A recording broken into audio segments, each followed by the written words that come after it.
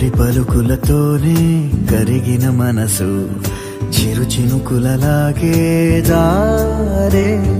కుసకుసలను వింటూ అలలుగ వయసు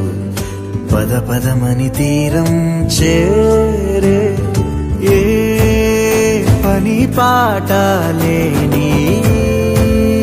చల్లగాలి ఓ సగం చోటే కోరి మీ కదే విందా తరగతి గది దాటి తరలిన కథకి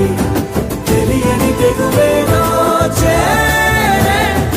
అడుగులు పడలేని తొలి తపనలకి